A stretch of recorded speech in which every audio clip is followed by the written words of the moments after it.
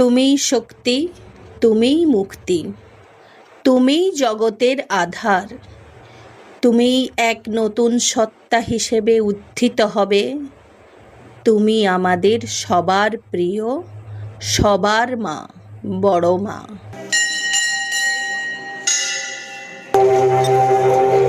নমস্কার বন্ধুরা, আবার চলে এলাম বড় মায়ের মন্দির। পুজোর পর মন্দিরের পরিবেশ কিন্তু গমগমেই আছে।